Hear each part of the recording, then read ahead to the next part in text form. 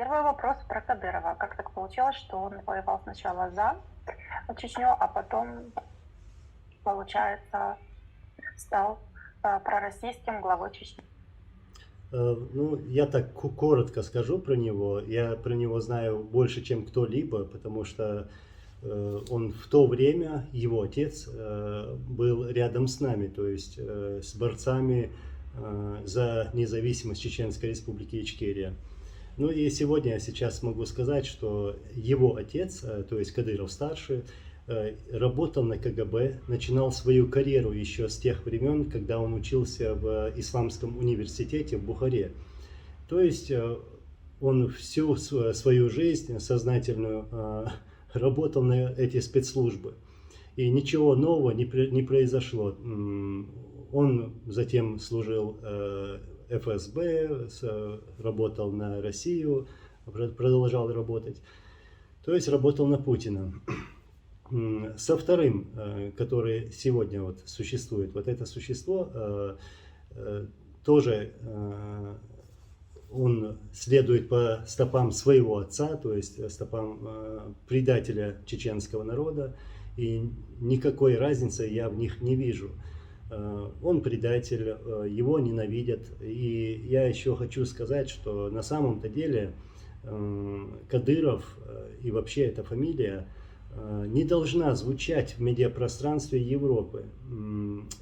Этот предатель, его родственники и окружение должны быть навсегда внесены в список кровопийц и преступников.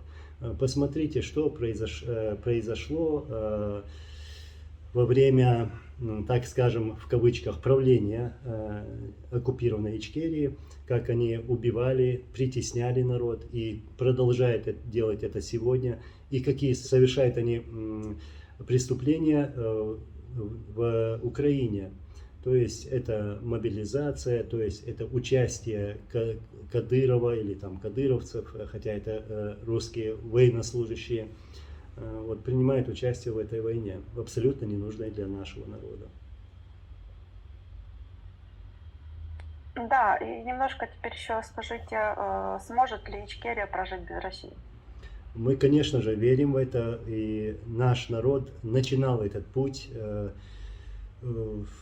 веря в нашу идею, веря в наши цели. Вот наша беда в том, беда Ичкерии, беда Украины в том, что по соседству у нас есть такой неадекватный сосед, который нападает, когда ему захочется.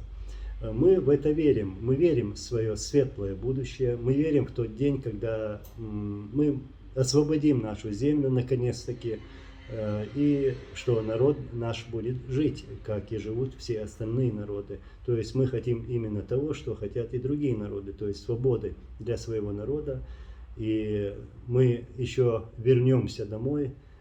Я это почему говорю? Потому что половина численности нашего народа сегодня находится на чужбине из-за действий этого кровопийцы Путина и его марионетки Кадырова.